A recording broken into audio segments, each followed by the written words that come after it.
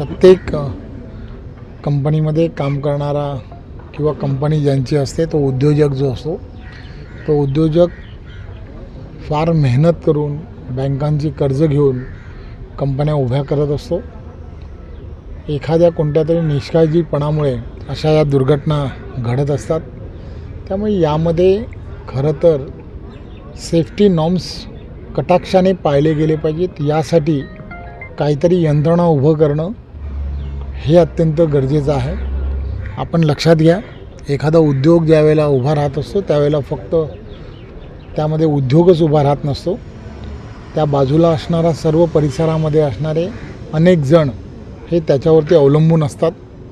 या कंपनीवरती किंवा ह्या कंपन्यांवरती अनेक वाहन वाहतूक किंवा ज्याला म्हणतात माल वाहतूक करणारे टेम्पो चालक असतील हे अवलंबून आहेत. वेगवेगळे सप्लायर्स याच्यावरती अवलंबून असतात. आजूबाजूचे असणारे हॉटेल इंडस्ट्रीज असेल ही याच्यावरती अवलंबून असते.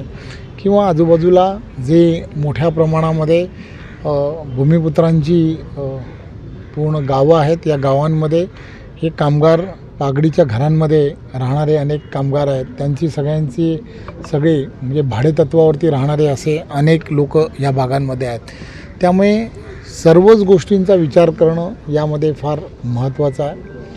दुर्घटना घडल्यानंतर याची सगळ्यांची चर्चा ज्यावेळेला होते त्यावेळेला स्थलांतरित कंपन्या कराव्या या संदर्भामध्ये ज्यावेळेला चर्चा होते त्यावेळेला या गोष्टीचा सुद्धा विचार हा करणं हे अत्यंत गरजेचं असतं. त्यामुळेच आदरणीय मुख्यमंत्र्यांनी आणि इथले असणारे जे कंपनीचे जे प्रमुख लोक आहेत किंवा जे कंपन्या चालवतात त्यांचे सगळ्यांचं ज्यावेळेला बोलणं झालं त्यावेळेला त्यांचंही म्हणणं त्याच धर्तीवरती होतं की आम्ही वर्षानुवर्ष या ठिकाणी कंपन्या आहेत. 1970-71च्या दरम्यान ही पहिल्यांदा MIDC या ठिकाणी आलेली आहे आणि त्यानंतर आजूबाजूला नागरीकरण वाढलेलं आहे. त्यामुळे या सगळ्या गोष्टींचा ज्यावेळेला विचार करणार त्यावेळेला नक्कीच यामध्ये सर्वात शेवटी काय येतं तर सेफ्टी नॉर्म्स न पाळल्यामुळे या सगळ्या गोष्टीचा कुठेतरी म्हणजे ज्या दुर्घटना होत असतात. त्यामुळे ज्या इंडस्ट्रीमध्ये सेफ्टी नॉर्म्स आणि ह्या सगळ्या गोष्टीमध्ये कटाक्षाने पाळण्याच्या संदर्भामध्ये सरकार म्हणून किंवा ते डिपार्टमेंट म्हणून त्यामध्ये नेहमीच त्याच्या संदर्भामध्ये काहीतरी करणं गरजेचं आहे. फायर ऑफिसर्स यांची नेमणूक करणं किंवा त्या यंत्रणेच्या माध्यमातून नक्की काय करता येऊ शकतं. जसं आत्ता या ठिकाणी जशी आग लागली ही कुठेतरी इथे असणाऱ्या इलेक्ट्रिक्समुळे की त्याच्यामुळे लागलेली आग आहे. खरं तर आज या कंपनीला जी आग लागली ही मालदे म्हणून कंपनी आहे. त्यामध्ये अग्निशामक दलाची जेव्हा आता चर्चा झाली तेव्हा त्यांचं असं म्हणणं झालं आहे की शॉर्ट सर्किटमुळे कदाचित ही आग लागली असेल. परंतु केमिकल कंपनी असल्यामुळे त्यामध्ये असणारे LNGचे सिलेंडर्स आणि यांचा थोडासा ब्लास्ट झाला आणि मग आजूबाजूच्या असणाऱ्या कंपनीला थोडीशी त्याची झळ लागली. त्यामुळे या सर्व विषयामध्ये संपूर्ण कंपनी आणि कंपनीच्या आजूबाजूचा परिसर याचं बरंच नुकसान झालेलं यामध्ये दिसत आहे. खरं तर अग्निशामक दलाच्या सर्व जवानांनी अतिशय वेळेवरती या सगळ्या प्रक्रियेला सुरुवात केली. त्यामुळे मोठी दुर्घटना होण्याचं टळलेलं आहे. कोणालाही इजा झालेली नाही.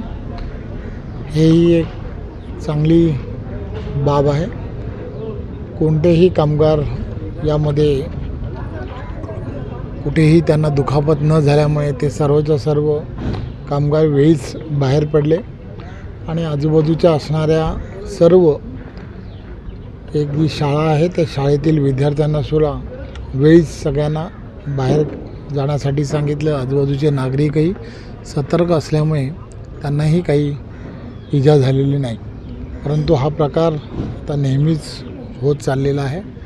त्यामुळे आदरणीय मुख्यमंत्र्यांनी या अगोदरच या संदर्भामध्ये दखल घेतलेली आहे आणि ते नक्कीच या संदर्भामध्ये जे स्थलांतर आणि इथले असणारे उद्योजक यांच्या असणाऱ्या ज्या अडचणी आणि जवळजवळ या MIDCमध्ये 50,000पेक्षा जास्त कामगार हे नोकरीनिमित्त या भागांमध्ये वसलेले आहेत. त्यामुळे फार मोठा विषय या MIDCतील असणाऱ्या सर्व नागरिकांचा सुद्धा आहे आणि सर्व बाजूने विचार करणं हे अत्यंत गरजेचं आहे.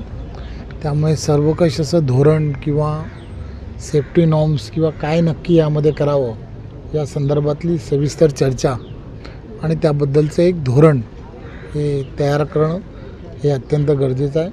नक्कीच मुख्यमंत्री साहेबांनी स्वतः लक्ष यामध्ये गेल्या वेळेला ज्यावेळेला दुर्घटना झाली होती त्यावेळेला त्यांनी या संदर्भातले आदेश ऑलरेडी सर्व डिपार्टमेंटला दिलेत. त्यामुळे लवकरच त्या संदर्भातला काही निर्णय जो आहे तो निर्णय नक्की ते करतील.